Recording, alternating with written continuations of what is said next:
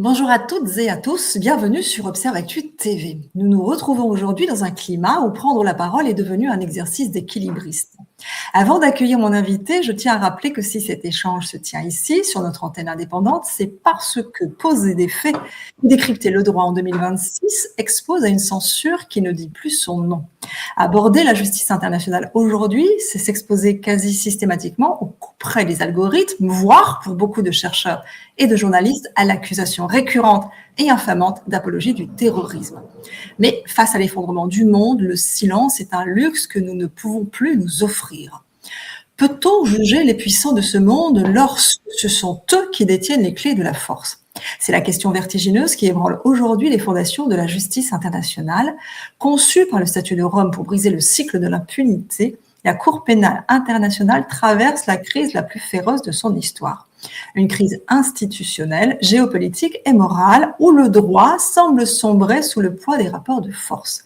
Cet idéal semble pour beaucoup avoir rendu son dernier souffle dans les décombres de l'enclave palestinienne.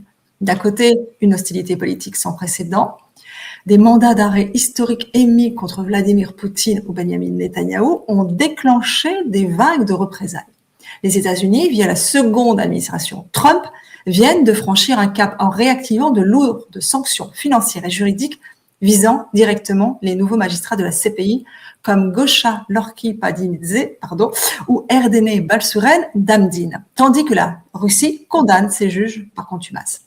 De l'autre côté, un séisme interne inédit, la suspension du procureur général Karim Khan, écarté en raison d'allégations de harcèlement et d'agression sexuelle, plongeant l'organe d'accusation dans une tempête juridique au pire moment possible. Pendant ce temps, sur le terrain, le droit piétine. À Gaza et en Cisjordanie, la guerre se poursuit. Le dernier rapport de la rapporteuse spéciale de l'ONU, Francesca Albanese, vient de jeter un pavé dans la mare en qualifiant la situation d'environnement tortionnaire globalisé, reliant de manière systémique l'usage de la torture, la famine et les déplacements forcés à une dynamique génocidaire. Aujourd'hui, nous posons une question brute. Le droit international est-il en train de mourir à Gaza ou assistons-nous plus largement à l'effondrement d'une utopie née en 1945, désormais incapable de réguler les pulsions de notre siècle? Pour décrypter ce moment de bascule, j'ai le privilège de recevoir Raphaël Maison, professeur de droit international à l'Université Paris-Saclay, spécialiste reconnu des crimes de masse et de la responsabilité pour crimes d'État. Votre expertise est la boussole dont nous avons besoin pour comprendre si les textes censés protéger l'humanité sont encore des boucliers ou s'ils ne sont plus que des paravents juridiques derrière lesquels le monde s'autorise l'indifférence. Bonjour cher Raphaël et merci infiniment d'être avec nous. Bonjour Nacera et merci à vous et à Observe Actu TV de m'accueillir. Avec grand plaisir.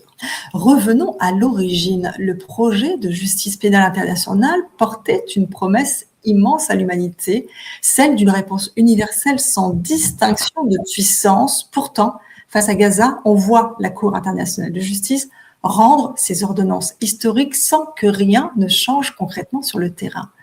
Ma première question, quel était le projet moral initial de cette justice et comment expliquer ce fossé abyssal entre la parole du juge à la haie et la réalité du soldat sur le terrain? La justice internationale est-elle devenue une simple littérature de protestation? Vaste question. Si vous le permettez, Nacera, je souhaiterais commencer cette interview en évoquant le cas du docteur Oussam Abou Safia. Merci de le faire. Parce que si de nombreux Palestiniens sont torturés dans les centres de détention israéliens, je pense qu'on y reviendra, le cas de ce médecin, c'est un peu un symbole des violations majeures du droit international par Israël. Comme vous le savez sans doute, et vos auditeurs aussi, le docteur Abou Safia était le directeur de l'un des derniers hôpitaux du nord de Gaza. Il a été arrêté en 27 décembre 2024. Et nous avons d'ailleurs des images assez célèbres de cette arrestation.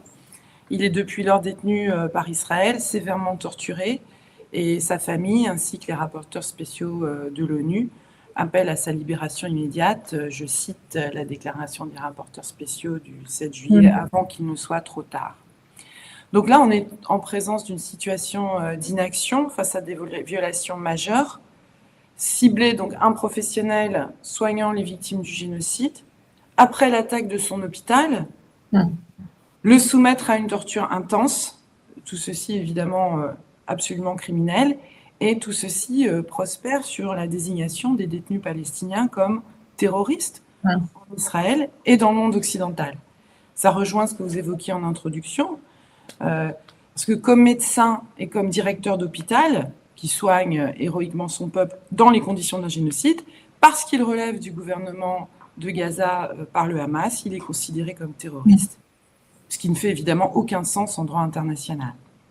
Et ceci nous renvoie en un sens aux poursuites engagées en France que vous venez d'évoquer pour apologie du terrorisme, dont on a beaucoup parlé ces derniers temps.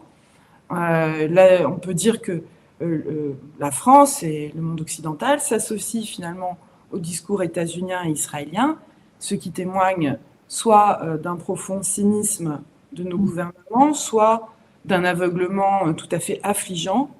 Et dans cette dernière hypothèse, celle plutôt sympathique de l'aveuglement, on est en présence d'une forme de déclin intellectuel des élites occidentales, d'une forme d'obscurantisme, dont on a encore une preuve récente avec les déclarations hier ou avant-hier de Mark Rutte, le pathétique secrétaire général de l'OTAN, affirmant à Istanbul que les attaques contre l'Iran sont nécessaires et couvrant ainsi une violation majeure de la Charte des Nations Unies qui prohibe radicalement l'agression. Je voulais ainsi dire quelques mots du docteur Abou Safia, qui se trouve abandonné et torturé dans les geôles israéliennes. Merci, pour revenir à votre question plus générale. Parce que je vais rebondir sur le docteur Abou Safia. Je suis la coordinatrice justement du collectif Les Voix de la Santé se lèvent pour Gaza.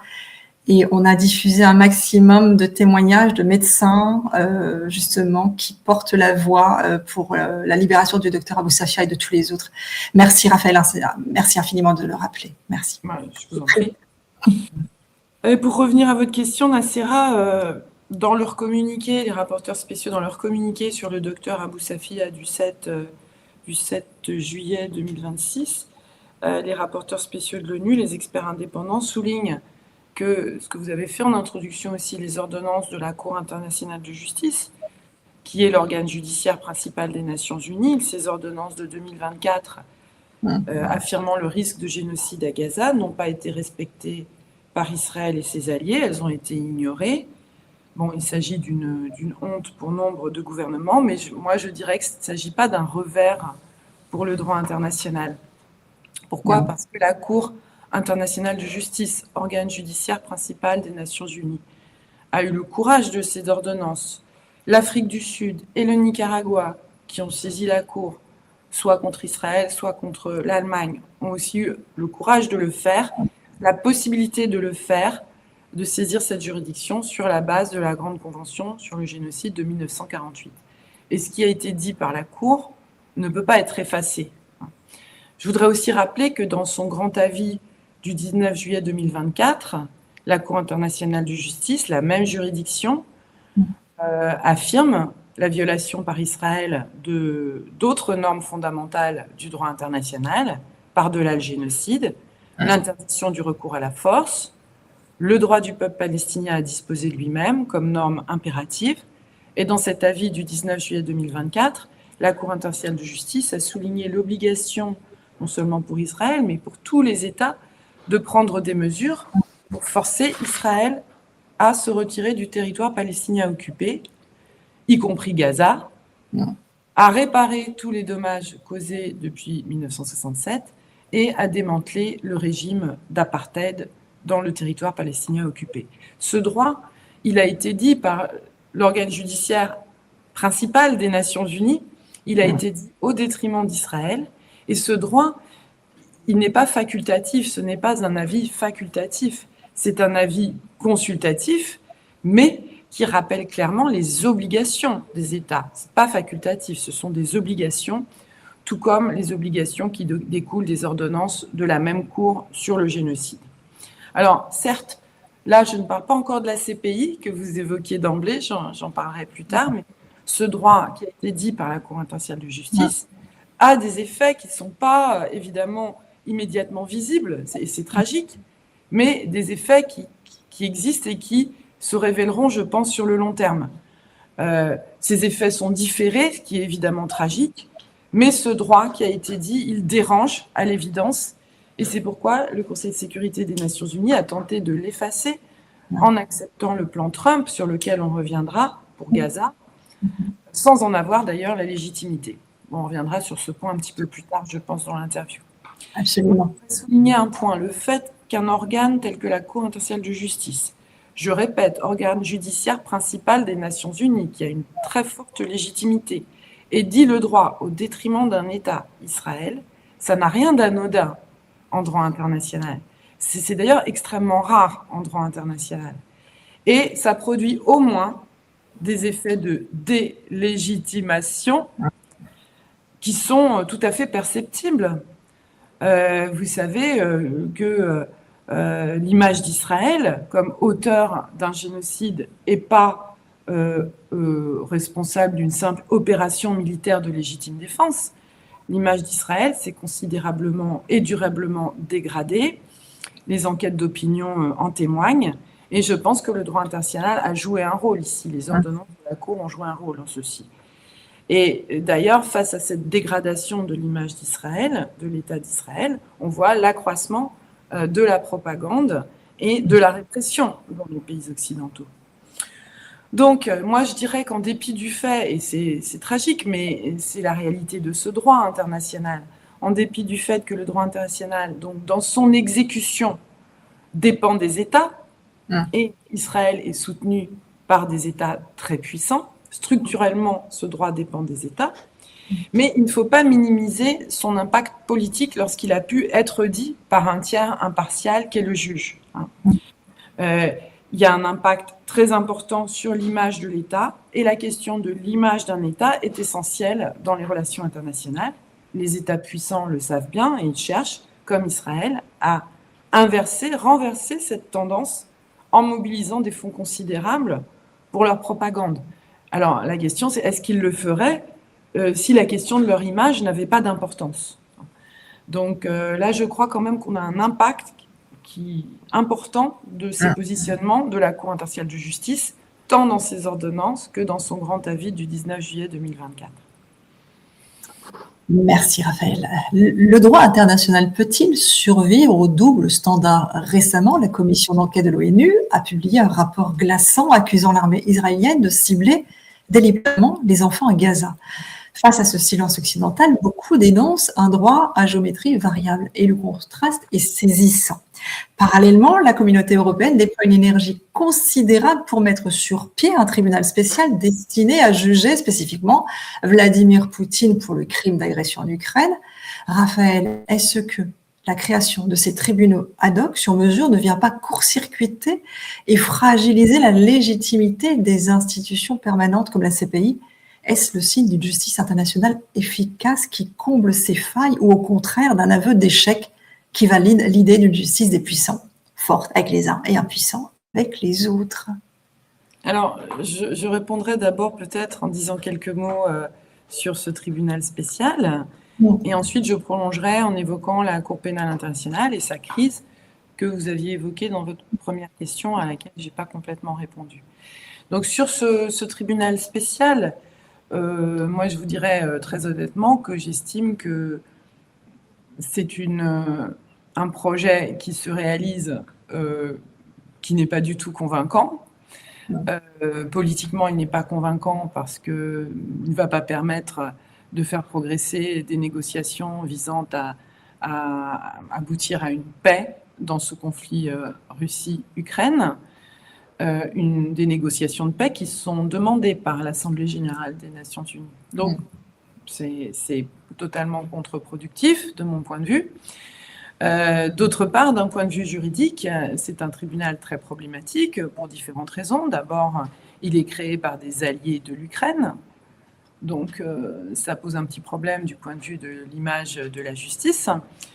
D'autre part, il est créé pour connaître du seul crime d'agression, Pourquoi? Parce que la Cour pénale internationale ne peut pas connaître du crime d'agression s'agissant de la Russie. Donc, il s'agit d'un contournement de la Cour pénale internationale par des États alliés de l'Ukraine et par des États qui veulent donc faire condamner un acte d'agression alors même qu'ils n'ont pas condamné l'agression contre l'Iran, qu'ils n'ont pas condamné l'intervention militaire israélienne au Liban, qu'ils n'ont pas condamné le génocide de Gaza. Donc, pour moi, ce tribunal sera juridiquement, politiquement et juridiquement extrêmement problématique. Et je pense qu'il va surtout servir à conforter la propagande de guerre de l'Union européenne qui est extrêmement inquiétante face à un État, la Russie, qui dispose d'un arsenal nucléaire extrêmement important. C'est absolument pas raisonnable. Je dirais que c'est même une sorte de folie suicidaire des États européens. Donc je pense que ce tribunal, je crois qu'il ne faut, je n'inciterai pas mes étudiants à aller y faire un stage. Je pense que c'est pas du tout une bonne idée, mais on a déjà vu des tribunaux de ce type problématique, par exemple le tribunal spécial pour le Liban, qui a été créé de manière un petit peu étrange pour connaître d'un crime qui n'était pas un crime international. Donc c'est pas la première fois qu'on voit cela. Mais pour moi, c'est clairement une forme d'instrumentalisation de la forme judiciaire, si vous voulez. Pour prolonger sur la Cour pénale internationale et la fragilisation de la Cour pénale internationale, là, je voudrais vraiment, il faut bien distinguer, je pense que vos auditeurs le savent déjà, il faut bien distinguer la Cour internationale de justice que j'ai évoquée dans ma précédente réponse, qui a rendu les ordonnances sur le génocide et le grand avis du 19 juillet 2024, qui est notre boussole en droit international s'agissant de la Palestine. Il faut bien distinguer la Cour internationale de justice de la Cour pénale internationale. Et la Cour pénale internationale, c'est une institution qui n'est pas une institution des Nations Unies. C'est une institution beaucoup plus récente qui a été créée sous la forme d'une organisation internationale par le traité de Rome. C'est pour ça qu'on parle de statut de Rome, le traité de Rome qui a été adopté en 1998. Et cette nouvelle organisation internationale, qui n'est pas l'ONU, ne rassemble pas tous les États du monde. Nous avons 124 États parties sur 193 États membres des Nations Unies. Ces États sont rassemblés dans une assemblée des États parties de l'organisation où semblent dominer en fait les principaux contributeurs financiers de la Cour que sont les États européens. C'est pourquoi, de mon point de vue, tous les collègues ne seront pas nécessairement d'accord, mais de mon point de vue, la Cour pénale internationale a moins de légitimité que la Cour internationale de justice, organe judiciaire principal de l'ONU. C'est pourquoi aussi la Cour pénale internationale a longtemps été réticente à travailler sur la Palestine. Il faut rappeler que son procureur a refusé à plusieurs reprises et contre l'avis des juges d'enquêter sur l'attaque contre la flottille pour Gaza de 2010. C'est l'affaire du Mavi Marmara qui n'a pas pu prospérer en dépit du positionnement des juges de la Cour parce que le procureur n'a pas souhaité enquêter. Son procureur, Karim Khan, le nouveau procureur, désormais suspendu, mais le nouveau procureur élu en 2021, à peine élu, il a également refusé, contre l'avis des juges, d'enquêter sur les tortures de la CIA en Afghanistan et dans les prisons secrètes de la CIA en Europe. Donc, si vous voulez, c'est une institution, la CPI, qui n'est pas universelle et qui, à mes yeux, est beaucoup plus politique et fragile que la Cour internationale de justice. Je rappelle d'ailleurs que les États-Unis, sous Joe Biden, alors même qu'ils ne sont pas un État parti à la Cour pénale internationale, ils ont financé les enquêtes de la Cour contre les responsables russes, ce qui était une situation complètement ubuesque en réalité. La CPI, elle a aussi été saisie de la situation au Venezuela par des États hostiles au gouvernement de Nicolás Maduro.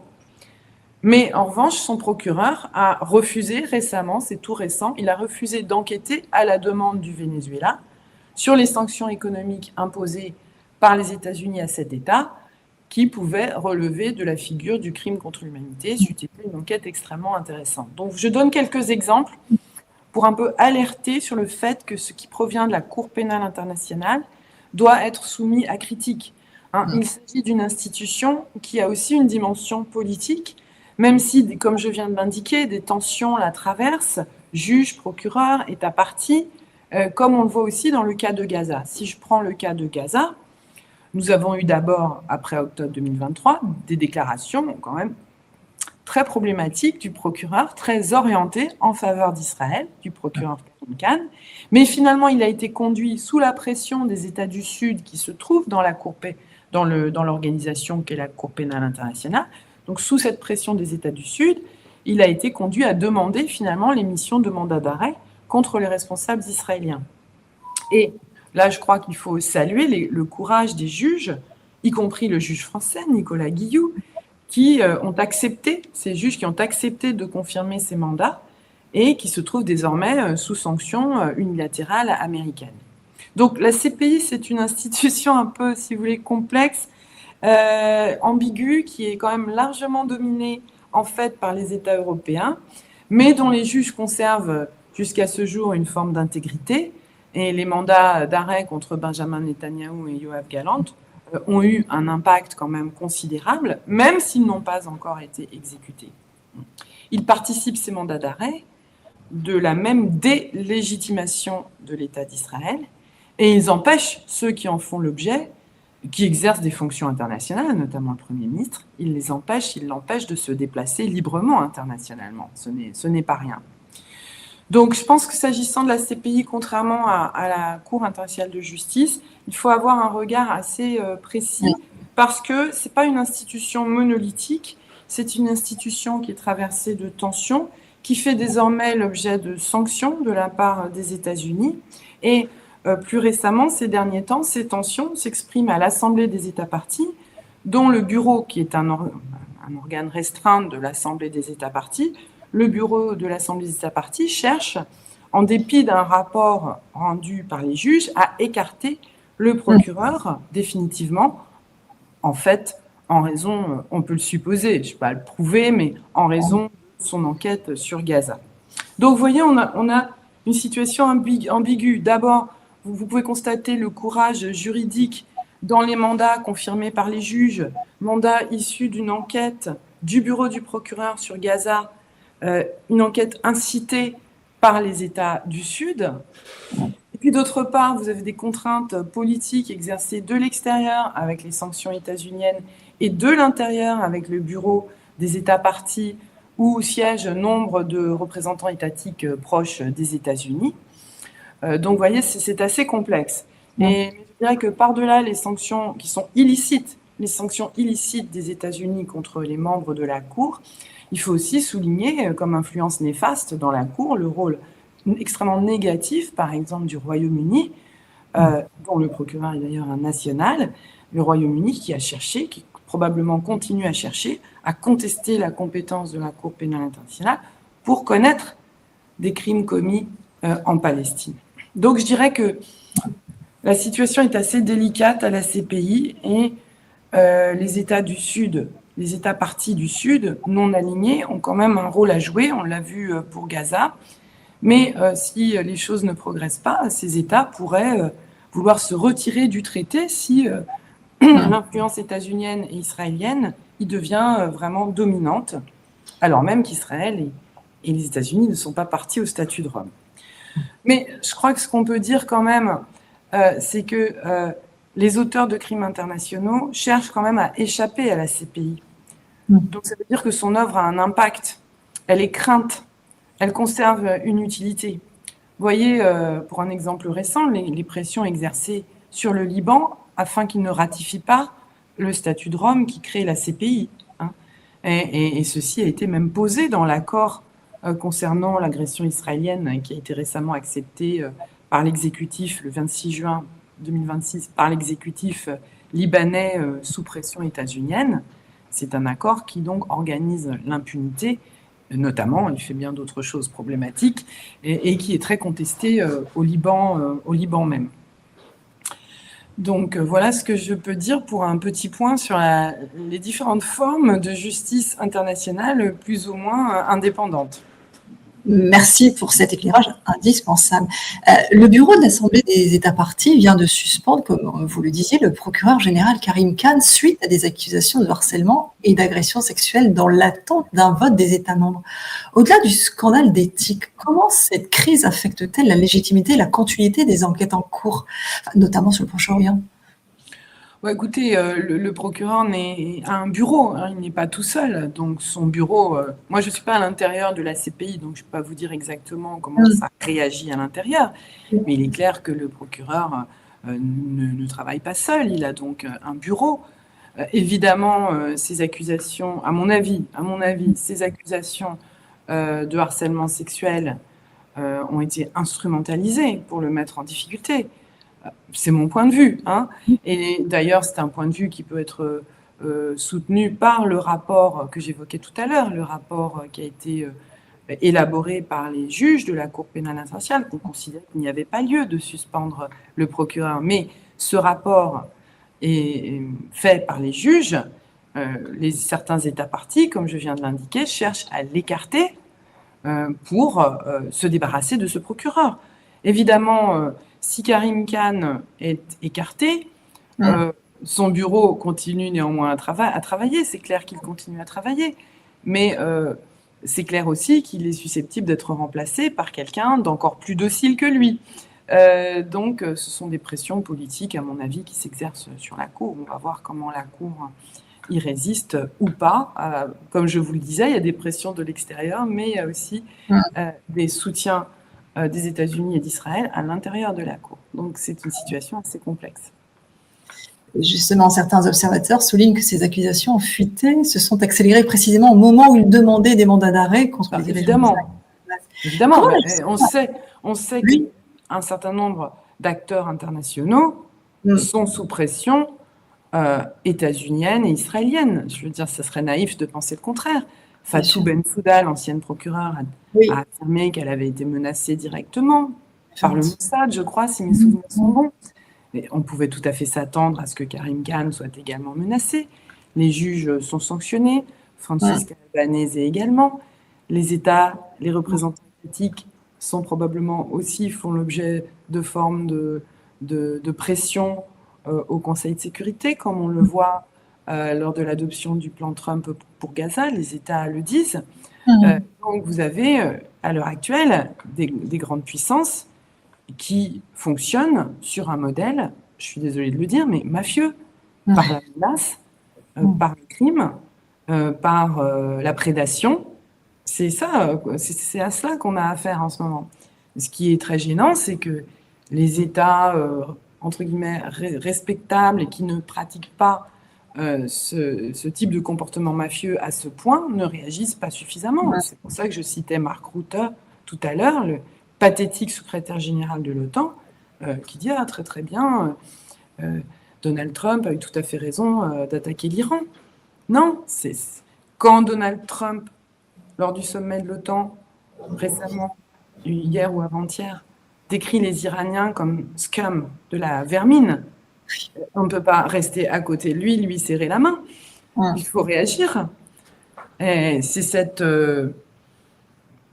démission des autres États qui pose question. Mais je crois que cette démission est aussi liée aux menaces, aux pressions de l'Empire. Voilà ce que l'on peut dire, mais je pense que ce serait naïf de penser que face à l'administration Trump et au gouvernement israélien, les acteurs internationaux ne subissent pas de pression. C'est tout à fait clair qu'ils en subissent, ils le disent, ils sont menacés jusqu'aux États représentés au Conseil de sécurité.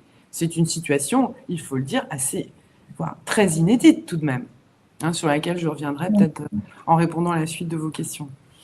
Et justement, comment la justice internationale doit-elle se prémunir contre cette instrumentalisation géopolitique de ces crises internes? Qui mène l'accusation aujourd'hui à La Haye?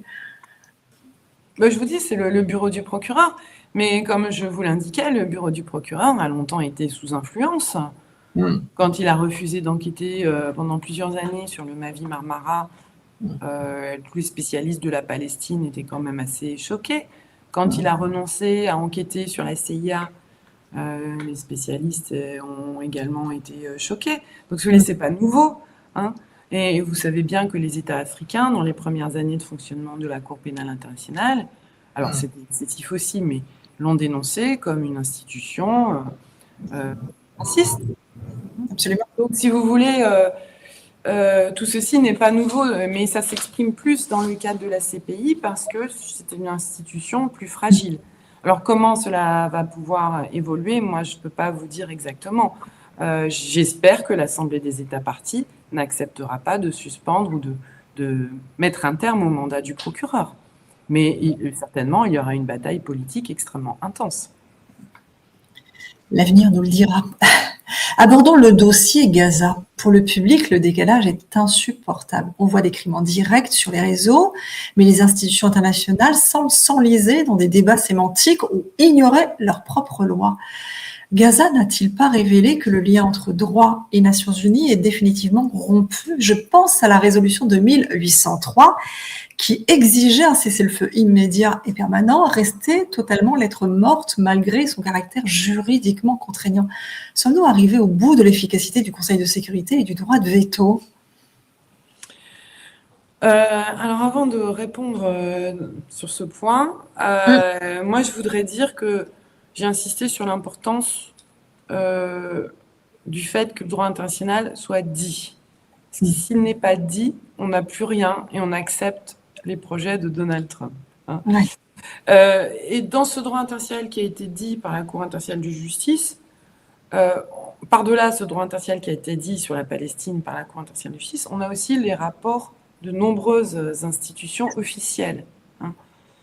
Et donc, même si la Cour internationale de justice n'a pas encore statué sur le fond s'agissant du génocide, on a plusieurs rapports officiels de la Commission internationale indépendante d'enquête créée par le Conseil des droits de l'homme de l'ONU qui ont déjà conclu au génocide.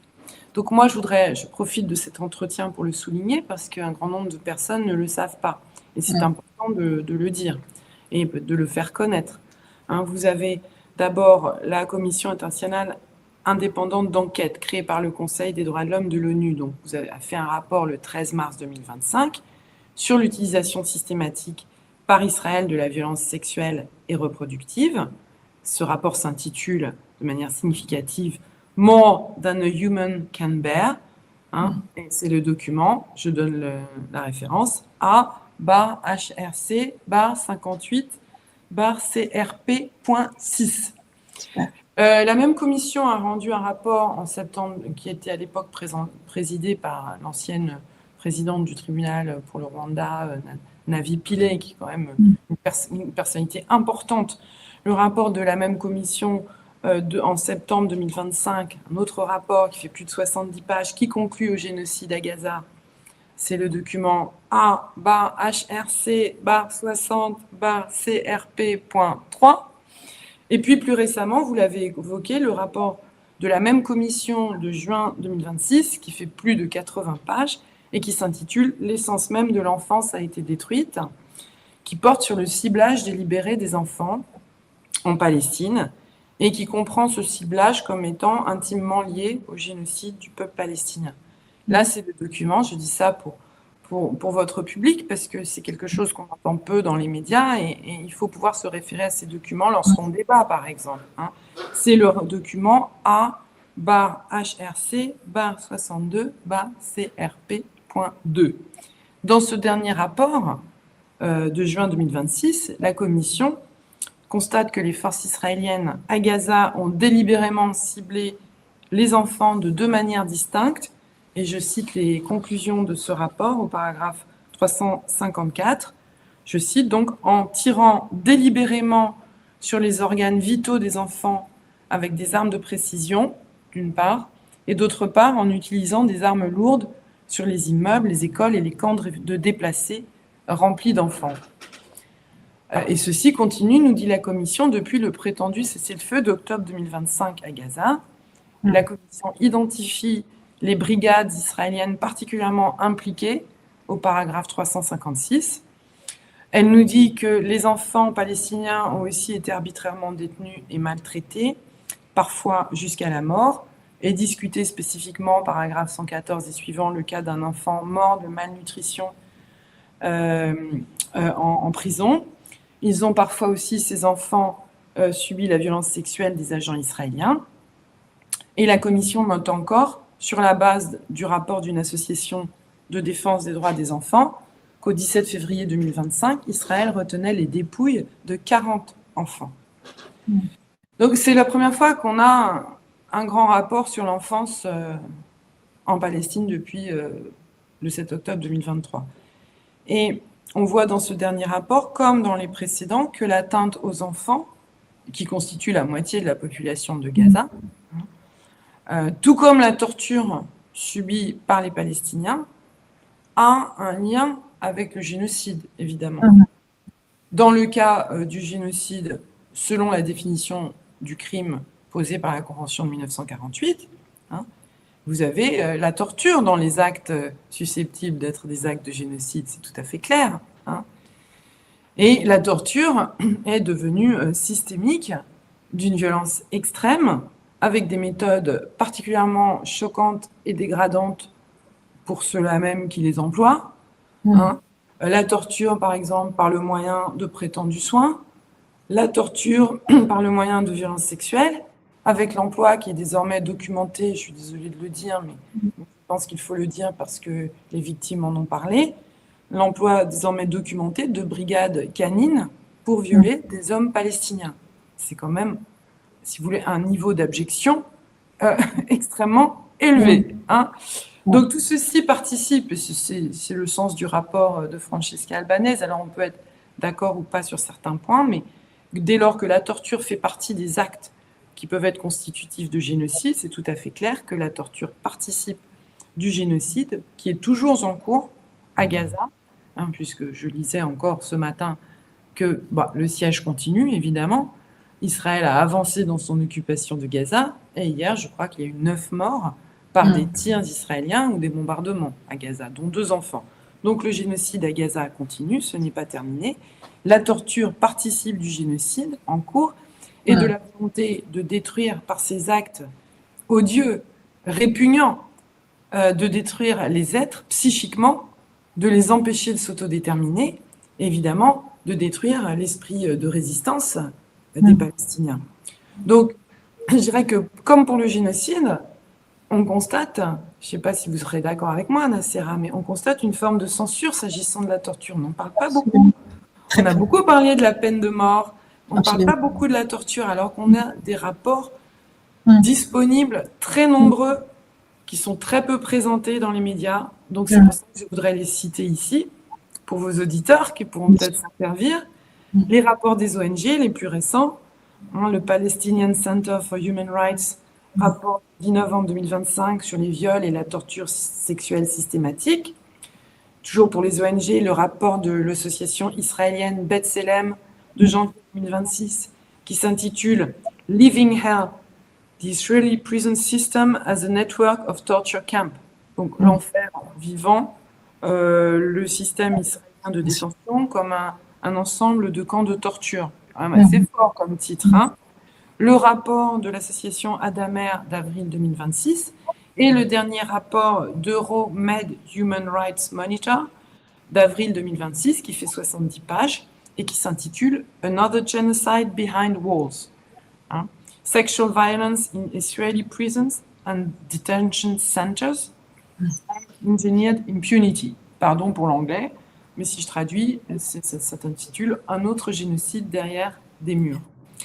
Ça, c'est un rapport qui concerne la période octobre 2023, octobre 2025. Par-delà ces rapports d'ONG qui sont extrêmement sérieux et instructifs, vous avez aussi des rapports qui émanent d'instances internationales officielles. La commission internationale d'enquête que j'évoquais tout à l'heure, son rapport de mars 2025 que j'ai cité tout à l'heure, son rapport de septembre 2025 parle, dans les 2 cas, de la torture. Le comité contre la torture, qu'est-ce que le comité contre la torture? C'est important, c'est le comité officiellement chargé de surveiller le respect de la Grande Convention contre la torture de New York, c'est une convention de 1984 qui institue donc un comité qui est chargé notamment de vérifier que les États respectent bien leurs obligations. Ce comité a fait des observations sur le rapport d'Israël, des observations qui ont été rendues publiques en décembre 2025 et qui sont vraiment affligeantes. C'est un comité extrêmement officiel. Vous avez aussi le dernier rapport de Francesca Albanese que vous évoquiez, de mars 2026, qui porte sur la torture et qui, je dirais, étend peut-être un peu la notion. Moi, je pense que ce n'est peut-être pas le lieu de discuter d'interprétations variées de la manière dont Albanese approche cette question de la torture. Moi, je ne suis pas complètement d'accord avec elle, mais c'est clair qu'elle va dans le sens d'une torture devenue systémique et qui doit être rattachée à un processus génocidaire. Alors, la question qu'on peut se poser, Nassera, moi je vous la pose aussi, pourquoi est-ce qu'on ne parle pas, puisque vous êtes une excellente observatrice, pourquoi est-ce qu'on ne parle pas de la torture dans le monde occidental? Alors peut-être parce que moi j'arrive pas vraiment à le comprendre, parce que la torture c'est quand même une prohibition majeure. Et puis on se souvient de la torture en Algérie qui a marqué les esprits, qu'on enseigne au lycée. Là, torture systémique par des moyens absolument révoltants et répugnants qui témoignent des dépravations de ceux qui infligent ces actes. Excusez-moi, là, j'ai un petit truc qui s'affiche, il faut que je l'éteigne.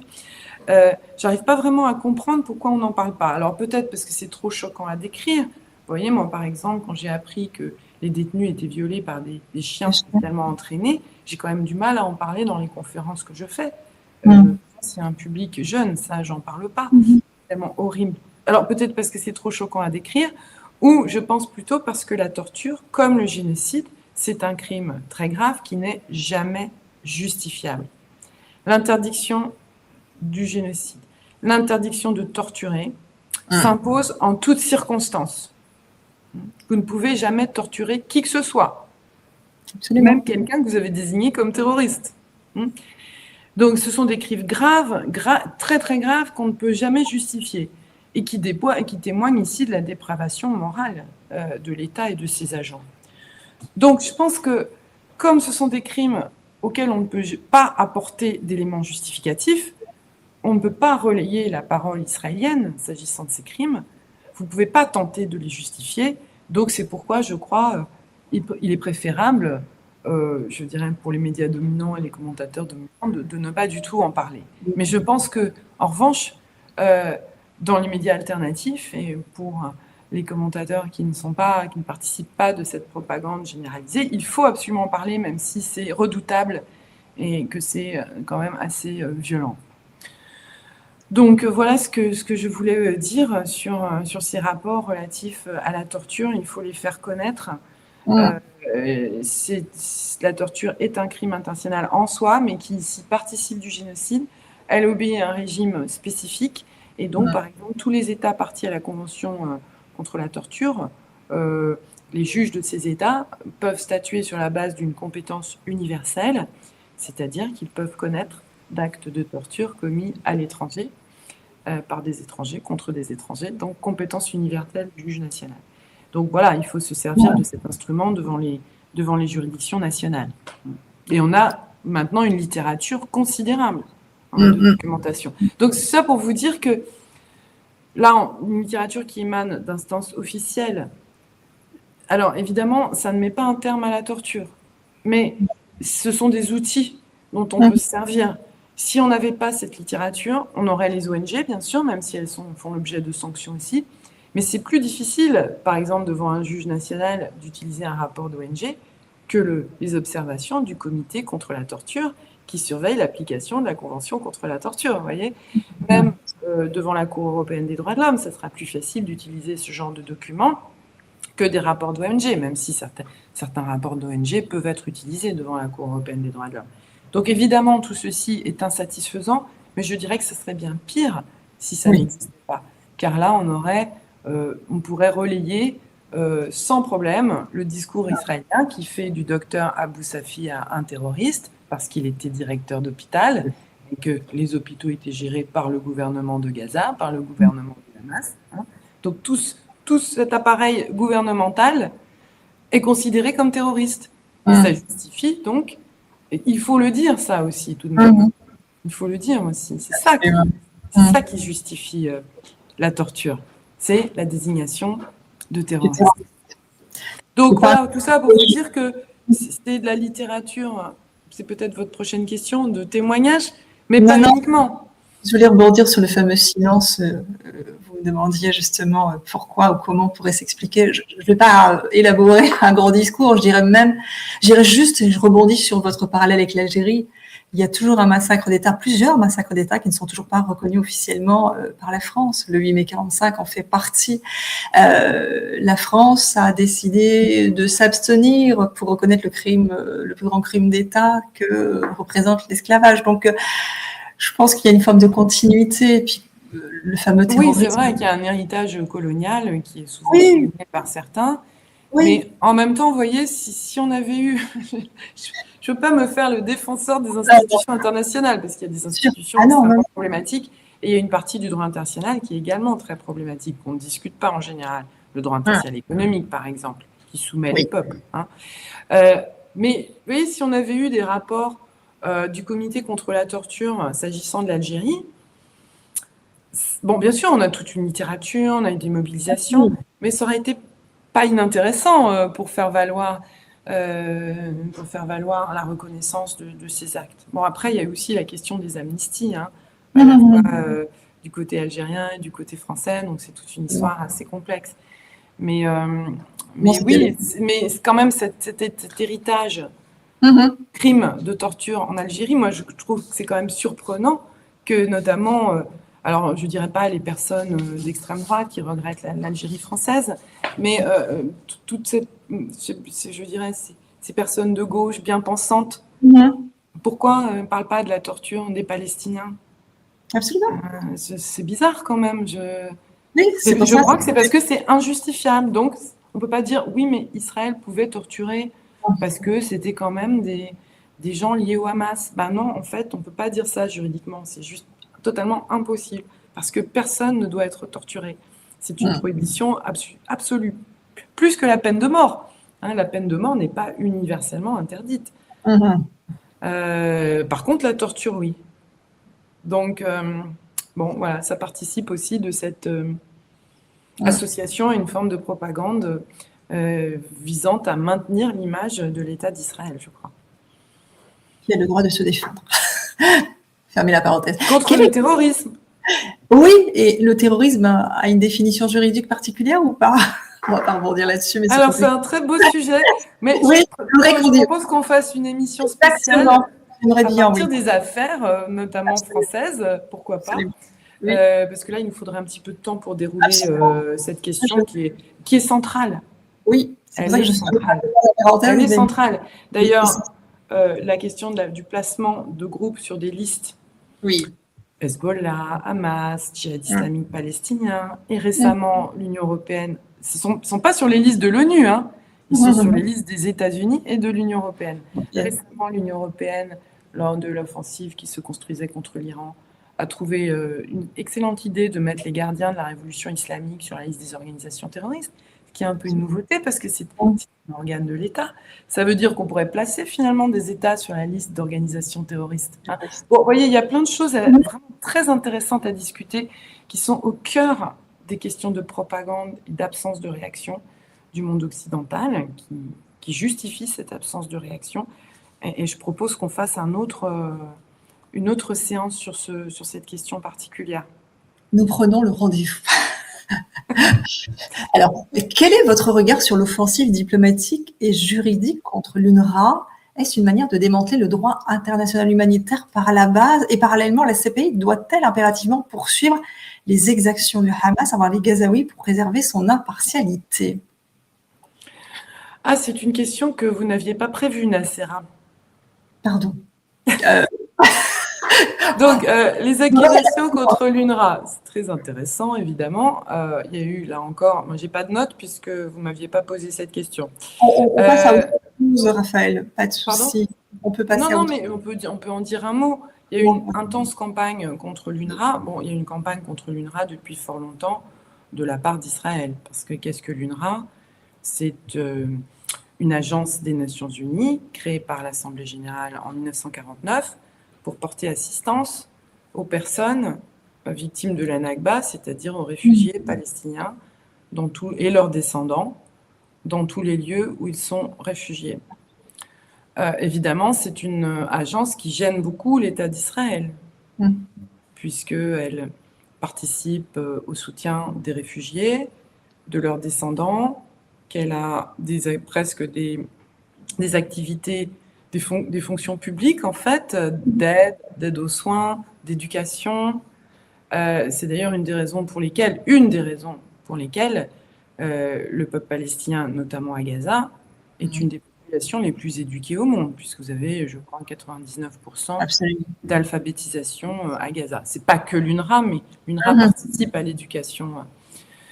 Donc c'est quelque chose qui, depuis longtemps, c'est une agence qui, depuis longtemps, gêne l'État d'Israël. Mais alors, depuis le 7 octobre, oui, on a eu des accusations renouvelées.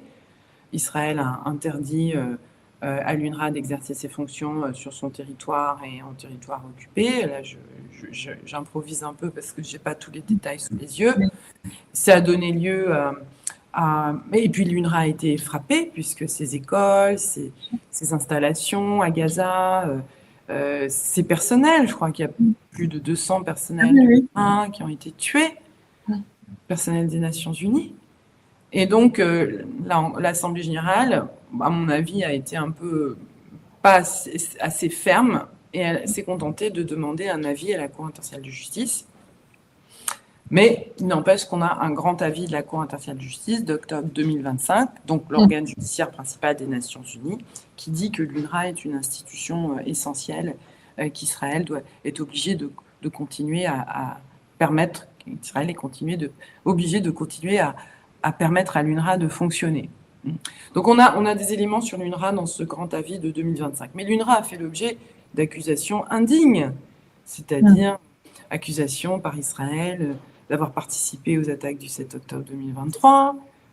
Ça, c'est des accusations qui ont été avancées dans la presse le jour même de la première ordonnance de la Cour sur génocide. Le même jour. C'est clair qu'il s'agissait d'effacer l'ordonnance de la Cour sur génocide par ces accusations contre l'UNRWA. Et qu'est-ce qu'elles ont eu comme effet ? Eh bien, elles ont eu comme effet qu'un grand nombre d'États occidentaux ont dit qu'ils suspendaient leur financement à l'UNRWA, ou même qu'ils les interrompaient, comme l'Allemagne, en plein génocide. C'est quand même énorme. L'UNRWA a aussi fait valoir, et je crois que le rapport d'Albanese en parle, le dernier sur la torture, que les agents de l'UNRWA arrêtés par Israël, qui sont des Palestiniens, ont été torturés par Israël. Donc la réaction de l'ONU, elle n'est pas du tout à la hauteur. Si vous avez des agents onusiens torturés, la réaction n'est pas à la hauteur, de mon point de vue. Après, il y a une demande d'avis et un avis qui a été rendu. Donc c'est clair que la campagne de propagande, elle a aussi été conduite sur l'UNRWA, car c'est une agence qui dérange, et elle a employé les mêmes stratégies, je veux dire, comme le dit l'un des membres de la commission internationale d'enquête indépendante que j'ai évoquée tout à l'heure du Conseil des droits de l'homme, Chris Sidoti, qui a été accusé d'antisémitisme. Bon, il a dit il y a quelques mois, écoutez, il faudrait quand même changer un petit peu de registre, parce que si vous voulez, là, les accusations sont toujours les mêmes. Et donc là, c'est terrorisme. Donc, ça devient absurde, vraiment ridicule, mais ça continue de fonctionner, par exemple, devant les juges français. Donc voilà, c'était votre question sur l'UNRWA, et vous en aviez posé une autre. Et parallèlement, la CPI doit-elle impérativement poursuivre les exactions du Hamas envers les Gazaouis pour préserver son impartialité? Envers les Gazaouis. Je sais qu'il y a un rapport sur ce point, mais d'abord, ce qu'on peut peut-être rappeler, c'est que c'est un sujet évidemment un peu délicat, mais c'est que les mandats de la CPI visaient aussi des responsables du Hamas, les premiers mandats. Donc, Ismaël Haniyeh, Mohamed Deif et Yahya Sinwar, bien sûr. Ces trois personnes ont été, je dirais, pour Mohamed Deif, on ne connaît pas complètement les circonstances de son décès, mais pour Ismaël Haniyeh, il a été assassiné à Téhéran par Israël, ce qui est une violation claire du droit international. Et Yahya Sinwar, il a été tué au combat, mais achevé alors qu'il était blessé. Donc c'est aussi un crime international. Donc ces 3 personnes sont mortes, elles ont été assassinées. Donc il n'y aura pas de procès. Les accusations portaient sur le 7 octobre. Il n'y aura pas de procès du 7 octobre devant la CPI. Ce qui est dommage. Ce qui est dommage car on a quand même beaucoup d'interrogations sur ce qui s'est passé précisément le 7 octobre. Donc moi, je regrette qu'il n'y ait pas de procès du 7 octobre devant la CPI, parce que la défense aura eu beaucoup de choses à avancer extrêmement intéressantes. Donc ça, de ce point de vue-là, je le regrette. Moi, de mon point de vue, et on a déjà vu ça dans d'autres procès antérieurement, bon, moi j'ai écrit un livre, comme personne ne le lit, je profite pour en parler. J'ai écrit un livre sur un résistant à Srebrenica qui s'appelle toujours Nasser Oric, qui a été poursuivi par le tribunal pénal international pour l'ex-Yougoslavie, alors que c'était un résistant dans la ville de Srebrenica, assiégé, affamé par les forces serbes. Bon, il a finalement été acquitté, mais après un procès assez long, où tout était complètement inversé. Donc moi, si vous voulez, je ne suis pas favorable à ce qu'on poursuive tout le monde. Je pense qu'il faut faire une analyse politique. Alors, il ne faut pas nécessairement ne pas poursuivre, mais je pense qu'il y a des priorités qui doivent s'attacher à l'ampleur des crimes commis. Et aussi, il faut absolument resituer les crimes, enfin les faits, dans leur contexte. C'est ce qu'on peut reprocher au mandat visant les 3 responsables palestiniens. Si vous voulez, si vous regardez le discours du procureur de la CPI et les mandats d'arrêt, on nous dit que on est en présence. C'est un petit peu complexe pour vos auditeurs peut-être, mais bon, j'en dis un mot. Et puis j'ai écrit un petit article sur le sujet pour Orient 21 qui s'appelle mise en équivalence problématique. Donc, ils pourront retrouver les éléments, vos auditeurs, dans ce petit article écrit pour Orient 21.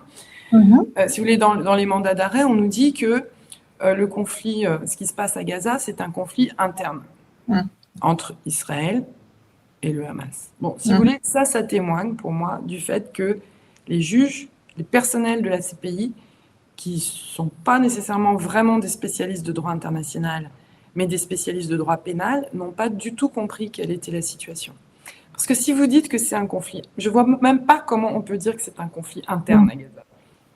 Puisque Gaza est un territoire occupé par Israël. Donc c'est nécessairement un conflit international, une occupation par un État étranger.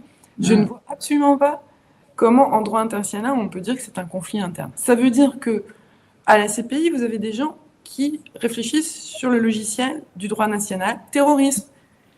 Dire que c'est un conflit interne, c'est comme dire, si vous voulez, pour la France en Algérie, sont des événements. Ce sont des événements et les combattants de la libération nationale sont des terroristes. C'est un conflit interne à la France dans lequel on va pouvoir condamner des combattants algériens parce que, en fait, ce sont des terroristes. C'est la même chose. Vous dites, c'est un conflit interne à quel État? À Israël? Ça veut dire qu'Israël a des droits sur Gaza? Je veux dire, ça fait vraiment pas de sens en droit international parce que depuis les mouvements de libération nationale, justement, le droit international a évolué. Il considère que les mouvements de libération nationale ont le droit de jouir du statut de prisonniers de guerre. Ils sont élevés au rang de combattants d'une armée nationale. Ça, c'est le premier protocole additionnel aux 4 conventions de Genève, qui s'applique au mouvement de libération nationale dans des guerres de décolonisation. Et même si on estime que le protocole 1 ne s'applique pas à Gaza, vous avez la 3e convention de Genève qui porte sur les prisonniers de guerre, la 3e convention de Genève de 1949 qui nous dit que doivent être considérés comme prisonniers de guerre les combattants d'un mouvement de résistance organisé dans une situation d'occupation. Voilà. Donc, si vous voulez, ça veut dire que à la CPI, le procureur ou son équipe, ou je ne sais pas exactement qui, n'a pas pris la mesure des évolutions du droit international. Donc ça, c'est un point. Après, moi, je pense qu'il faut serrer, il faut, dans les poursuites, il faut privilégier les crimes les plus graves Et ensuite, il faut absolument contextualiser. C'est là que je voulais en venir en parlant du travail de la CPI sur les 3 personnes accusées qui ont ultérieurement été assassinées, donc sur le fait qu'on n'aura pas un procès du 7 octobre, ce qui aurait été intéressant, je pense, comme le procès de Nasser Oric a été extrêmement intéressant, puisque la défense, je ne dis pas que ça aurait été la même chose, hein, mais la défense a pu démontrer que Nasser Oric était dans une situation où il ne pouvait pas éviter de combattre. Il combattait en défense de son peuple, et les actes de pillage qui lui étaient reprochés ne lui étaient même pas imputables d'ailleurs, puisque le soi-disant pillage a été exécuté par la population de Srebrenica affamée. Donc vous voyez, il y a plein de choses qui se révèlent dans un procès de ce type qui peuvent être extrêmement intéressants. Donc je veux dire, quand vous entrez dans un procès, il y a beaucoup de choses qui ne sont pas dites avant qui vont l'être. Qui se révèlent. Parce que, est-ce qu'on peut imputer aux responsables politiques du Hamas les crimes qui ont été commis contre des civils israéliens le 7 octobre? C'est à voir qui a commis ces crimes exactement. Est-ce que ce sont des combattants du Hamas ou des civils palestiniens qui ont passé la bordure? Et dans ce cas-là, est-ce que ces crimes peuvent être imputés au mouvement du Hamas et à ses responsables? En droit pénal, si vous voulez, c'est pas évident dans le cadre d'un procès. Par ailleurs, est-ce que les Israéliens l'ont dit? Même Yoav Gallant l'a affirmé. Il a dit on a utilisé la doctrine Hannibal le 7 octobre. Donc il y a un certain nombre de civils qui sont morts le 7 octobre en raison de l'action de l'armée israélienne agissant sur la base de cette doctrine Hannibal. Ça a été dit très tôt par des observateurs et ça a été confirmé par certains responsables de l'armée israélienne. Donc sur le procès du 7 octobre, pour un avocat de la défense des Palestiniens, il aurait été extrêmement intéressant. Et je dirais, historiquement, il aurait été aussi extrêmement intéressant. Pour ça, je regrette qu'il n'ait pas lieu. Cher Raphaël, lors de notre dernier entretien, vous aviez beaucoup aimé cette formule que nous avions partagée, celle du droit comme littérature de témoignage. Devant l'impuissance des institutions à stopper les massacres en direct, beaucoup de citoyens se demandent à quoi bon accumuler des preuves, rédiger des ordonnances et consigner des dépositions si les coupables ne finissent pas derrière les barreaux. Ma question, quand la force brute l'emporte sur la sentence du juge, le droit ne change pas le présent, mais il écrit l'histoire.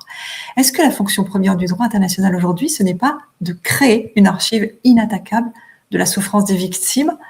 Le travail des enquêteurs n'est-il pas devenu avant tout une œuvre de mémoire pour empêcher que le récit des puissants n'efface la réalité des opprimés? Oui, je pense que de toute façon, les gens ne peuvent pas ne pas essayer de faire quelque chose. Porter plainte, documenter, c'est une forme de résistance à l'oppression aussi. Donc, le faire par des moyens juridiques comme la fondation INRAJAB, qui a quand même un impact, c'est important. Donc, c'est aussi une partie du droit international que de permettre de ne pas que les crimes ne soient pas effacés, même si les gens ne sont pas condamnés en dernier lieu. Vous avez une documentation qui peut servir et qui peut aussi servir évidemment à la condamnation aussi. Donc, je crois que ça revient encore à la question du droit comme littérature de témoignage. Je crois qu'il faut vraiment bien comprendre pour les auditeurs que le droit international, comme je l'avais déjà dit quand on avait fait ce précédent entretien, il ne fonctionne pas du tout comme le droit interne. Vous n'avez pas de voie d'exécution en droit international. Pourquoi? Parce que c'est un droit qui cherche à gérer des souverainetés. Il n'y a pas de police mondiale, il n'y a pas d'État mondial. Donc, structurellement, vous ne pouvez pas avoir la même chose qu'en droit interne. Donc, il faut déjà se départir de cette idée que ça fonctionne comme le droit interne. Donc, comme on l'a dit, il dépend de la volonté des États. Et les États puissants ont globalement soutenu le génocide. Et puis, les États qui ont essayé de faire quelque chose, je crois qu'il faut le dire, qui ont cherché à agir, comme l'Iran, sont attaqués. De même, les groupes qui ont réagi au génocide de Gaza sont ciblés. Le Hezbollah, les Houthis au Yémen, Donc ça compose quand même un tableau assez effrayant dans lequel la superpuissance mondiale, les États-Unis, qui sont, je pense, co-auteurs du génocide de Gaza, se revendiquent comme criminels désormais. Mais donc face à cette criminalité organisée, extrêmement puissante, le droit international ne peut pas s'imposer. Mais ce qu'il a dit, ce que les instances que j'ai citées ont documenté, cela restera et ça produira des effets. D'ailleurs, ces États ou les peuples qui sont attaqués parce qu'ils ont cherché à réagir au génocide de Gaza peuvent se prévaloir de ce droit international. Et c'est ce qu'ils font. Tout comme les militants qui font l'objet de poursuites vont pouvoir quand même utiliser ce récit du droit international. Ce serait beaucoup plus difficile de parler de génocide devant les tribunaux nationaux si vous n'aviez pas les rapports de la Commission internationale d'enquête, dont les juges doivent tenir compte. Donc voilà, je pense que cet effet le fait de... Vous savez, les gens ne comprennent pas bien, mais normalement, en droit international, il n'y a pas de juge. C'est très difficile de trouver un juge qui puisse dire qu'un État a violé le droit international ou que ses responsables sont criminels. C'est extrêmement rare. Pourquoi ? Parce que ça a un impact énorme sur la scène internationale. Donc là, le fait que le droit ait été dit, s'agissant d'Israël, c'est très important. Le fait que ces instances officielles documentent des crimes, c'est extrêmement important. Alors ça n'a pas d'impact immédiat pour les raisons que je viens de dire, c'est-à-dire que les superpuissances soutiennent Israël et que ceux qui cherchent à agir sont attaqués. Mais je pense que malheureusement, l'impact n'est pas immédiat, mais je pense qu'il existera. Merci. Ce constat de déshumanisation nous mène inévitablement à la question de l'avenir. Le système actuel, né en 1945, semble craquer de toutes parts. Et l'on franchit aujourd'hui un seuil inédit avec l'éruption d'initiatives privées déconnectées du droit international.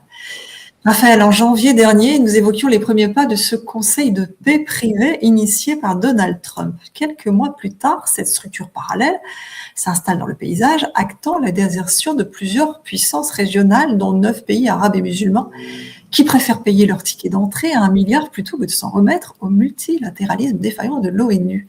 D'un point de vue strictement juridique, est-ce qu'on n'assiste pas à une violation caractérisée de l'article 103 de la Charte des Nations Unies qui dispose que les obligations de la Charte l'emportent sous tout autre accord international? Sommes-nous passés d'une simple provocation politique à la naissance d'un droit international privé et purement transactionnel? Vaste question. Je vais essayer de répondre en parlant du plan Gaza et ensuite du Conseil de la paix de Trump.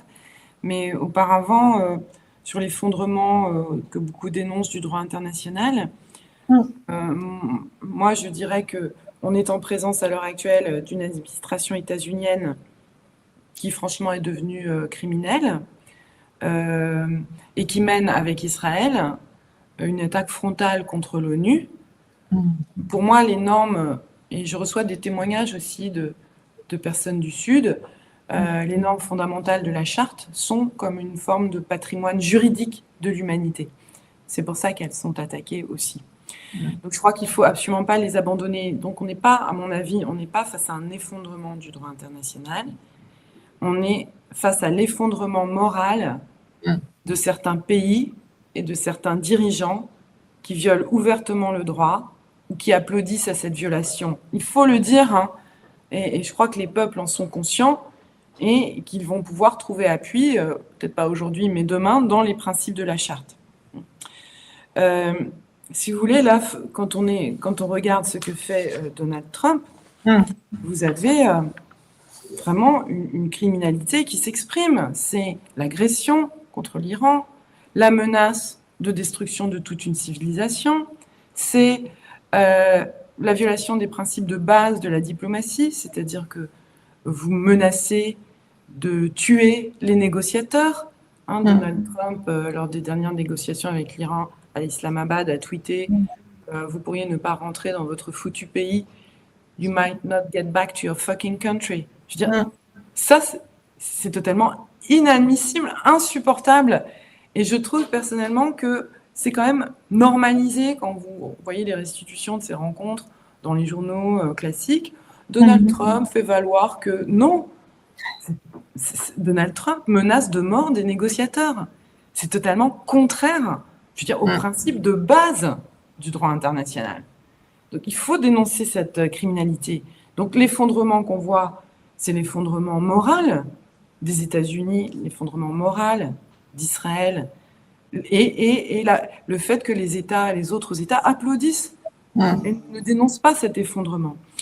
Donc moi je dirais que si on revient aux exemples que vous avez donnés de la privatisation, moi j'appellerais pas vraiment ça de la privatisation. Je dirais que l'administration américaine est devenue une entreprise mafieuse en fait. Donc l'État se confond avec la mafia Trump et essaye de composer quelque chose sur cette base. Donc évidemment, on a le problème de la résolution 2803 ou 2803 que vous avez cité, on en a déjà parlé auparavant. C'est une résolution du Conseil de sécurité qui valide, qui accepte le plan Trump pour Gaza. C'est un vrai problème, c'est une abomination, cette résolution. Je ne vais peut-être pas y revenir dans le détail, mais ce qu'il faut bien comprendre, c'est que cette résolution, de mon point de vue et du point de vue d'un grand nombre de juristes, est illégale. Parce que le Conseil de sécurité, il ne peut pas tout faire. Il a un rôle politique, mais il ne dit pas le droit, et il doit respecter le droit. C'est l'article 24 de la Charte. Il doit agir dans le cadre des principes de la Charte. Et ici, il a, en acceptant le plan Trump pour Gaza, qui est un plan mafieux, il a, je dirais, violé les principes de la Charte. Donc cette résolution, et les États le savent, parce que quand vous regardez les débats sur cette résolution le 27 novembre 2025, vous voyez que la plupart des États savent que la résolution est illégale, qu'elle a été, et la Russie, qui ne l'a pas votée, ni la Chine, décrit les manœuvres et les contraintes exercées sur les États pour qu'ils adoptent cette résolution. Notamment, ils l'ont adoptée sous la contrainte, sous la menace de la reprise du génocide dans sa forme la plus brutale contre Gaza. Mike Waltz, le représentant américain, a dit « Vous devez voter cette résolution pour les enfants de Gaza, c'est un pacte pour les enfants de Gaza. » Sous-entendu, si vous ne la votez pas, on reprend les bombardements dans leur forme la plus violente et les enfants de Gaza vont disparaître. Je veux dire, c'est pas acceptable de voter une résolution dans ces conditions. Donc, ni dans la forme, ni dans le contenu, cette résolution n'est licite.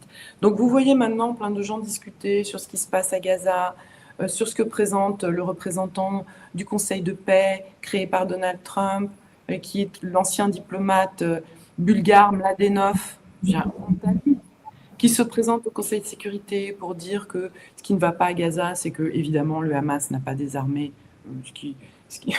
voilà, vu que le siège continue et qu'Israël ne respecte pas le cessez-le-feu, c'est évidemment complètement absurde. Mais tout ceci est relaté comme quelque chose de finalement normal, juridiquement acceptable. Non, tout ce qui se passe sur la base de cette résolution doit être considéré comme gravement illicite.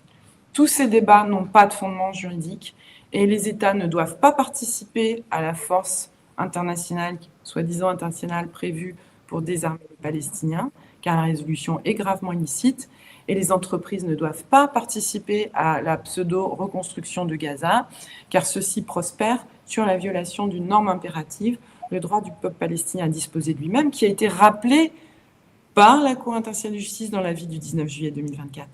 Donc c'est un avis dont on peut se servir. Vous voyez, le plan Trump pour Gaza, validé par la résolution 2803, n'est pas conforme à ce qu'a dit la Cour, n'est pas conforme aux principes des Nations Unies. Cette résolution est illicite, elle ne doit pas être appliquée. Et d'ailleurs, vous voyez comment elle est appliquée finalement.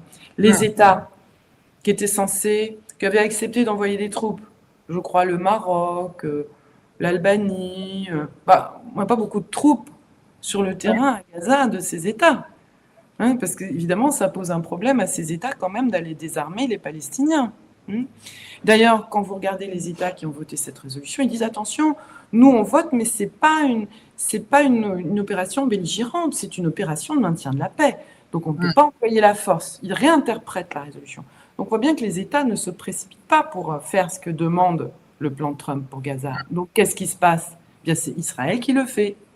Hein, et Israël est entré dans le Conseil de la paix, ce qui n'a pas du tout été voté par le Conseil de sécurité. Il n'était pas du tout question que la puissance occupante, auteur du génocide, entre dans le Conseil de la paix. Hein. Donc là, on a, si vous voulez, une résolution qui ne s'applique pas, qui ne doit pas s'appliquer, mais qui finalement, sur le terrain, eh bien, on pallie à son inapplication par, je dirais, l'action de l'État d'Israël soutenue par les États-Unis. Hein, voilà.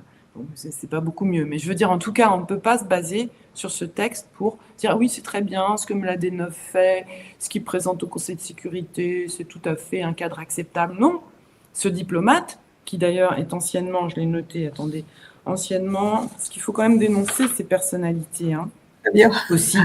Mladenov, où est-ce que je l'ai noté? Il était donc un diplomate bulgare, anciennement chargé de la paix au Moyen-Orient par l'ONU. Vous voyez ce que ça peut donner. On a aussi l'ancienne coordinatrice de l'aide humanitaire pour Gaza, la danoise Ingrid Kag, qui participe au Conseil de la paix. Le président de la Banque mondiale, Ajay Banda. Bon, je ne parle même pas du président de la FIFA, qui a signé un accord avec Trump sur le Conseil de paix. Je veux dire, toutes ces personnes participent à une situation parfaitement illégale. Et là, je reprends les termes de Norman Finkelstein, qui est un auteur que j'aime beaucoup, qui va bientôt faire paraître un livre qui s'appelle Les Fossoyeurs de Gaza. Eh bien, toutes ces personnes aussi, tous ces diplomates qui finalement présentent par ce Conseil de la paix d'un vernis de respectabilité, doivent être dénoncés. Ce sont aussi les fossoyeurs de Gaza. Donc là, on a un énorme problème avec le Conseil de sécurité. Moi, je pense que le Conseil de sécurité, comme d'autres l'ont dit, s'est complètement déshonoré avec cette résolution 2803, même s'il a voté sous la contrainte. Il ne faut quand même pas l'oublier. Hein. Mais il s'est quand même déshonoré. Je crois qu'on ne peut plus compter sur le Conseil de sécurité de l'ONU. Il faut réinvestir l'Assemblée générale, car l'Assemblée générale a un rôle à jouer lorsque le Conseil de sécurité est bloqué. Encore faut-il que les États représentés à l'Assemblée générale, c'est un État, une voix, tous les États sont représentés, eh bien acceptent de porter leur indépendance.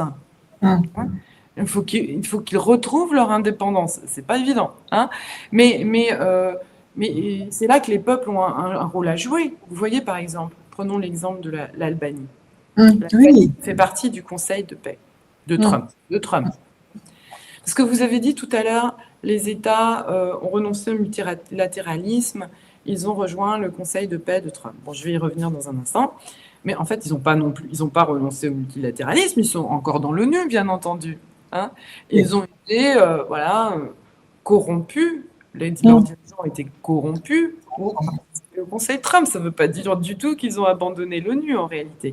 Prenons le cas de l'Albanie, qui est censée envoyer des troupes, je crois, à Gaza, qui est un État assez largement dominé par les États-Unis en réalité. Vous voyez ce qui se passe. Vous avez un nouveau projet de la famille Trump pour l'Albanie, c'est l'île de Sazan. Hein. Vous avez peut-être vu ces vidéos hallucinantes de la fille de Trump, Ivanka, qui est mariée à Jared Kushner, qui est l'émissaire de Trump au Moyen-Orient et l'émissaire de Trump en Russie. Enfin, je veux dire, tout ça est complètement effarant. Eh bien, ils veulent donc construire une île, un complexe immobilier sur l'île de Sazan, qui est une île protégée en Albanie, une réserve naturelle. Eh bien, ces annonces, parce que le peuple albanais se révolte. Vous avez la révolution des flamants roses. Bon, alors peut-être que ça n'aboutira pas, mais ce peuple albanais qu'on ne voyait pas, eh bien, il est réapparu à l'occasion de ce projet mafieux encore et corruptif du clan affairiste de Donald Trump. Donc, tout n'est pas joué. Hein, tout est loin d'être joué. Alors, sur votre question, il faut bien séparer le plan Trump pour Gaza, qui a été repris par la résolution 2803, dont j'insiste sur le fait qu'elle est illicite de la charte, qu'il ne faut pas la respecter. Mais il y a quand même une résolution, on doit contester, mais il y a une résolution. Maintenant, c'est vrai que Donald Trump et Israël ont cherché, et ses alliés ont cherché à détruire l'ONU de l'extérieur, donc de l'intérieur, en mettant plaçant les membres du Conseil de sécurité sous une forme de contrainte, ce qui est absolument illicite en droit international, mais de l'extérieur aussi en créant une prétendue nouvelle grande organisation qui s'appelle le Conseil de la paix. Et alors, on a élaboré la charte du Conseil de la paix. Évidemment, ça fait écho à la charte des Nations Unies. Et vous pouvez trouver les informations sur ce point sur un site internet, Board of Peace, où vous avez à peu près... il n'y a pas grand-chose d'ailleurs, parce que la charte est évidemment complètement indigente, on n'a pas beaucoup d'informations, mais vous avez au moins le portrait de ceux qui participent à cela, qu'il faut dénoncer. Donc ça, c'est déjà intéressant de voir qui participe à cela. Alors donc, créer une nouvelle organisation internationale qui concurrence l'ONU, puisqu'il s'agit d'intervenir ou de gérer les zones où il y a des conflits, où il y a des menaces de conflit. Bah, vous voyez, c'est à peu près tout le monde entier, quoi, parce qu'on peut dire qu'il y a des menaces de conflit partout. Donc, et de proposer une gouvernance stable et efficace. Bon, il n'y a aucun principe qui soit énoncé dans cette charte. Il n'y a rien. Gouvernance efficace, ça veut dire quoi? On peut gouverner en tuant, on peut gouverner par le génocide, ça c'est efficace. Donc ça ne nous dit rien, il n'y a aucun principe dans cette charte. C'est clairement un projet mafieux, d'ailleurs présenté en marge du sommet de Davos. Et comme vous l'avez dit, pour être membre permanent de l'organisation, il faut verser, je crois, $1 milliard. Alors là, récemment, on a un article du Financial Times de juin 2026 qui nous dit que le Conseil, il devait y avoir un fonds auprès de la Banque mondiale pour ce Conseil de la paix. Alors le fonds est vide, mais par contre, on a un fonds qui a été ouvert dans la banque JP Morgan, probablement au profit de Donald Trump. Non, on est franchement, si vous voulez, c'est l'impérialisme qui se dévoile dans sa nudité dominatrice, suprémaciste et mafieuse. C'est vraiment incroyable. Certains analystes, d'ailleurs, disent que toutes les annonces de Trump sur l'ouverture, la non-ouverture du détroit d'Ormuz sont liées aussi à des paris sur le cours du pétrole que ferait sa famille proche. Donc ce sont des gens qui s'enrichissent en ce moment sur les crises. Ils n'ont pas nécessairement intérêt à ce que les guerres se terminent. C'est tout à fait clair. Bon, bref, en tout cas, ce que je veux dire, c'est que ce nouveau Conseil de paix, on en avait parlé, je crois, la dernière fois. Moi, là, je crois qu'il a vraiment peu de chances de prospérer. D'abord, on n'a que 20 États qui ont rejoint, souvent des vassaux, mais des vassaux qui finissent par être récalcitrants, vous voyez, le peuple albanais. Et puis, je crois que ce qui s'est passé en Iran va complètement changer la donne.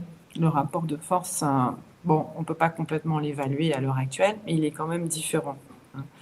Mais cette organisation, elle est évidemment, comme vous l'avez évoqué, illégale, parce qu'on a un article dans la Charte des Nations Unies, l'article 103, qui pose la primauté de la Charte. Je vais le lire. En cas de conflit entre les obligations des membres des Nations Unies en vertu de la présente charte et leurs obligations en vertu de tout autre accord international, les premières prévaudront. Donc les obligations de la charte prévalent sur les obligations découlant de toute autre organisation, de tout autre traité international, y compris ultérieur. Donc on ne peut pas créer une organisation concurrente à la Charte des Nations Unies sans mettre un terme aux Nations Unies. Et ça, c'est quand même pas possible. Donc c'est une organisation illicite à laquelle il ne faut pas participer non plus. D'ailleurs, là, vous voyez quand même, les États européens ne sont pas précipités non plus. Je crois qu'il y a la Hongrie, peut-être la Bulgarie, mais il faudrait vérifier. Aucun des États de l'Europe occidentale. Et d'ailleurs, l'Union européenne a souhaité assister à l'inauguration de cette nouvelle organisation comme observatrice, et la France a protesté. Donc là, si vous voulez, ça va quand même trop loin. Donc je crois qu'il n'y a aucun avenir pour cette organisation, sauf l'avenir qui consiste à, pour le clan affairiste de Donald Trump, récupérer de l'argent. Voilà, c'est tout. Mais donc moi, je suis quand même assez optimiste sur le fait que cette organisation ne va certainement pas remplacer l'ONU. Voilà, et d'ailleurs, la situation internationale est quand même en pleine évolution, puisque l'agression contre l'Iran a quand même modifié la situation internationale. Il faut quand même relever que les États-Unis, pour le moment, on ne sait pas, ne sait pas encore, mais pour le moment, ont gravement échoué dans leur projet. Les États-Unis, Israël. L'Iran a réagi à l'agression, quand même, de la première puissance militaire mondiale, accompagnée de la première puissance militaire régionale. Hein. Et ça montre que certains estiment que l'Empire américain est en déclin, et je pense que la déchéance morale est un signe de ce déclin. Il n'y a plus de soft power américain. Vous avez un mafieux vulgaire dans toute la nudité des menaces qu'il profère, des insultes qu'il profère et de la prédation qu'il exerce. Ça peut convaincre qui, ça, à long terme? Personne ne va se rassembler autour des États-Unis dans ces conditions. Donc vous avez un déclin économique, un déclin moral, mais aussi un déclin militaire. Parce que ce qui a révélé, me semble-t-il, provisoirement, on ne peut pas conclure sur ce qui va se passer, mais ce qui a révélé provisoirement l'agression contre l'Iran du 28 février 2026, c'est l'échec aussi, la mise en déroute du modèle militaire américain. Le modèle militaire, c'est quoi? C'est les porte-avions et les bases américaines en pays tiers. Tout ça a été complètement, je dirais, battu en brèche par la pensée militaire iranienne. Hein, c'est soi-disant vermine ce fucking country, hein, selon les termes de Donald Trump, bien sûr, a réussi à mettre sur pied un programme que personne n'attendait en réalité, de missiles extrêmement performants, qui donc peuvent agir contre les porte-avions, qui ne se sont pas trop aventurés aux alentours du détroit d'Ormuz, qui peuvent agir contre les bases non protégées dans les pays du Golfe, et un système de drones aussi, avec des installations souterraines profondes, qui n'ont pas été complètement atteintes, même très peu, je crois. Enfin, ça, c'est difficile à évaluer. Donc, même le modèle militaire américain est en déroute face à un État qui fait l'objet de sanctions depuis 47 ans, de mesures coercitives unilatérales. Quoi qu'on pense du gouvernement de cet État, je trouve que c'est quand même une image extrêmement forte de voir la défaite, en tout cas provisoire, de ces superpuissances militaires face à un État qui fait l'objet de sanctions économiques depuis 47 ans parce qu'il affirme son indépendance. C'est quand même une leçon à méditer. Évidemment que les responsables américains ni européens ne méditent, puisque pour eux, l'Iran, c'est un État voyeux. Donc on est face, et là je trouve aussi que cette espèce d'obscurantisme s'exprime. On ne veut même pas regarder et analyser. Qu'est-ce qui se passe? Non, on va vous dire l'Iran agresse ses voisins. C'est ce que le Conseil de sécurité a dit. Hein. Agresse ses voisins en oubliant complètement l'agression qui a été conduite contre l'Iran. L'Iran a perdu toutes ses capacités militaires. On a détruit toutes ses capacités militaires. Et donc, on va pouvoir envoyer des démineurs dans le détroit d'Ormuz. Ben, non, en fait. Regardez le réel. Moi, je demande simplement, j'espère qu'un jour, on aura de nouveaux gouvernements qui regarderont le réel avec un minimum de compétences intellectuelles. Qu'est-ce qui se passe? Et quel est l'intérêt de nos États et de nos peuples par rapport à la réalité de ce qui se passe, et non pas par rapport à la propagande de ce que vous avancez et dont vous finissez par être convaincu par votre propre propagande. Ça, c'est quand même un déclin extrêmement grave. Alors, j'ai complètement débordé, j'ai oublié votre question, mais c'était pour vous dire que je pense que le Conseil, la charte du Conseil de la paix a vraiment du plomb dans l'aile. Et peut-être on peut conclure en citant le plan Trump pour Gaza, parce que j'ai cité déjà cet extrait dans l'article pour Orient 21. Et je trouve que ce qui s'est passé récemment montre que vraiment ce plan on savait déjà qu'il était absurde, décalé, choquant, extrêmement illicite. Mais là, en plus, le modèle qu'il présente n'est plus ce qui s'est passé dans l'agression contre l'Iran, montre que ce modèle n'est plus viable. Je vais donc citer quel était le modèle économique pour Gaza, ce modèle affairiste, porté par Jared Kushner depuis fort longtemps et d'autres représentants du capital financier. C'est le point 10 du plan Trump pour Gaza que vous pouvez trouver annexé à la résolution 2803. Donc le modèle économique pour Gaza nous dit-on, je cite, sera élaboré par un groupe d'experts ayant contribué à la naissance de villes prodigieuses parmi les plus modernes et prospères du Moyen-Orient, les grandes villes des États du Golfe. Nombre de projets d'investissement intéressants et d'idées de développement prometteuses émanant de groupes internationaux animés de bonnes intentions seront examinés, etc., etc. C'est le modèle des grandes villes du des États du Golfe, dont on a vu l'extrême fragilité lors de l'agression contre l'Iran.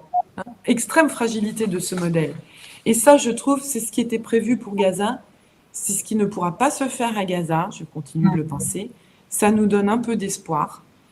Et pour répondre à ceux qui considèrent que le droit international est mort, que c'est un effondrement, moi je dirais que le courage de Gaza, le courage du Liban, le courage du Yémen, le courage de l'Iran, le courage je ne parle pas de notre courage à nous, nous on ne fait que parler, mais le courage des militants de la flottille qui ont mis leur vie en danger, nous interdisent moralement de céder, de nous décourager, de céder à des puissances étalant leur dépravation morale, leur idéologie suprémaciste. Rappelons que dans le Conseil de la paix de Trump, la nouvelle organisation internationale, aucun État d'Afrique subsaharienne n'a été invité. Ce sont des racistes, ce sont des suprémacistes. Donc, des puissances étalant leur dépravation morale, leur idéologie raciste, revendiquant leur violation du droit international, on n'a pas le droit de céder en abandonnant ce qui est le patrimoine juridique de l'humanité que constituent les grands principes de la charte. La charte, si vous lisez le préambule et les premiers articles, vous allez voir, Nacera, si vous ne l'avez pas encore fait, je vous invite à le faire, je pense que vous l'avez déjà fait, c'est un texte antiraciste. C'est un texte qui pose le principe de non-ingérence dans les affaires intérieures d'un État, donc de souveraineté, qui pose le principe de non-intervention militaire, le principe de règlement pacifique des différends, le principe d'égalité des peuples et le principe de la nécessité d'une économie au service des peuples. Tout ça, si vous l'avez dans la charte. Donc, il faut continuer d'opposer ces principes qui sont en vérité fondamentaux à la survie même de l'humanité. Il faut continuer d'opposer ces principes à un impérialisme qui a pris un tournant exceptionnel, puisque désormais, il affiche et il revendique sa criminalité. Eh bien, Raphaël, vous avez répondu à ma dernière question, en l'occurrence par ce message d'espoir. Merci infiniment, cher Raphaël, pour cette analyse d'une clarté redoutable. Gaza restera le test ultime que notre civilisation a échoué à passer, mais vous nous rappelez que le droit est un combat permanent. Si le système de 1945 s'éteint, il nous appartient de ne pas laisser le vide être comblé par la seule loi de la jungle. Merci infiniment de nous avoir aidés. Tout à fait. Excellent résumé en une phrase, Nacera. Ça ne m'étonne pas de vous. Merci beaucoup, cher Raphaël, infiniment pour cette générosité intellectuelle. Au plaisir de nous retrouver. Oui, au mois de septembre. Peut-être avant, sur le terrorisme. Exactement, avec grand plaisir, cher Raphaël. Et un salut à Abdel Jalil qui nous a enregistré, je crois. Qui est derrière, et puis on salue notre public et on l'invite à continuer à nous suivre. À très bientôt, Raphaël. Merci beaucoup. Au revoir, Nacera.